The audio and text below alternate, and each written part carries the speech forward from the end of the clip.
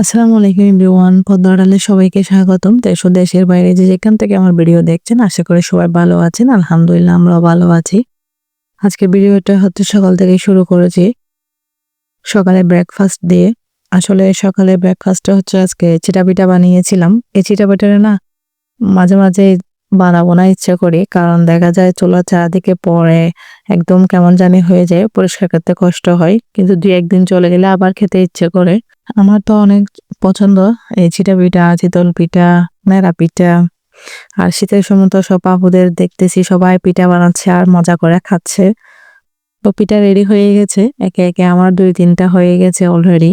অনেকগুলা রেডি করে নিয়েছি এখন। এখন হচ্ছে টেবিলে নাস্তা করে নেব অফ ক্যামেরায়।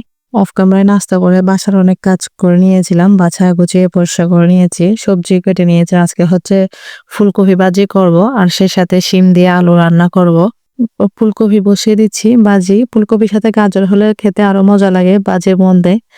আর শীতকালে ফুলকপি যতদিন থাকে আমার বাসায় তো থাকবেই সবসময় বাচ্চাদের পছন্দের খাবার ফুলকপিটা। নেড়ে ছেড়ে দিয়ে এখন ৫ মিনিটের জন্য রেখে দেব যেন ভাপে ভাপে হয়ে আসে। সেই সাথে আরো কিছু ডিম নিয়ে আসা হয়েছিল আজকে। তো ডিমগুলা হচ্ছে পানিতে ভিজিয়ে রাখতেছি। দেখতেছি এগুলাতে একটু বেশি পরিমাণে ময়লা রয়ে গেছে।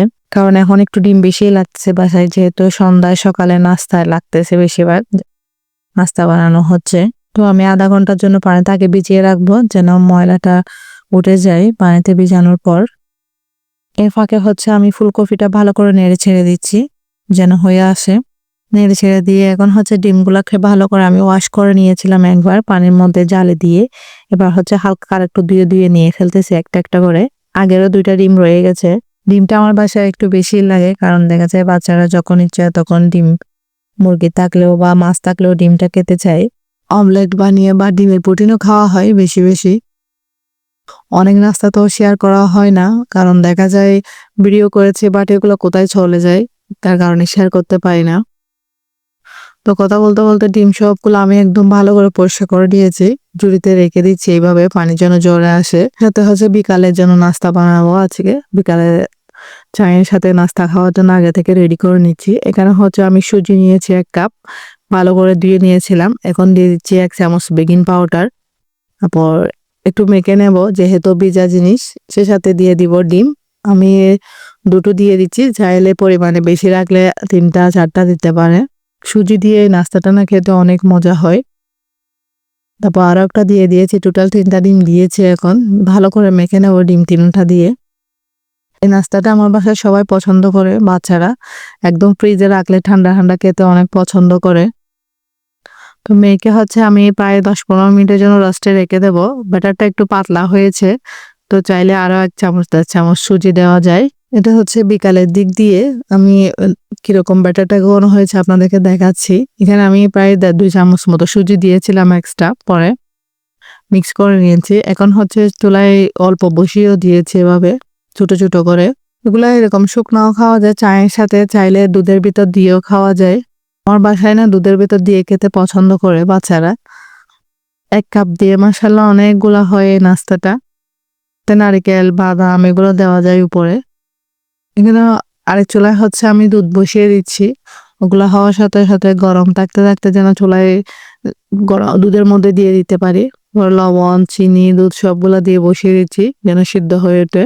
লবণ, চিনি, দুধ দিয়ে দিচ্ছি কারণ বলক আসার সাথে, সাথে নাস্তাতে দিয়ে দিব ওখানে। এখন মাশাআল্লাহ নাস্তার একটা কালার এসে গেছে। চাইলে আরো লাল, লাল হতে পারে। আমি হালকা হতে নিয়ে নিচ্ছি। এখন আরো ১ দেয়া দিব। এরকম করে চামচ করে, করে দিলে না সুন্দর হয়। আর ফুলকো, ফুলকো হয়। খেতে দারুণ লাগে একদম। এই সুজির রসবড়াটা।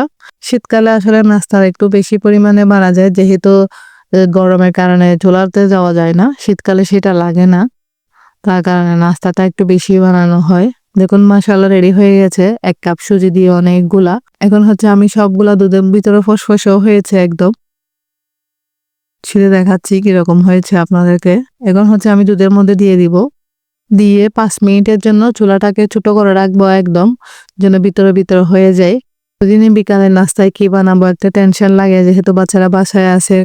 কোনো সময় ঝাল খেতে চায়, কোনো সময় এটা খেতে চায়। এখন তার কারণে একটা দুপুরে নাস্তা বানিয়ে রাখলেন আর টেনশন লাগে না। দেখুন মাশাআল্লাহ সুজির রসবড়া কত সুন্দর হয়েছে।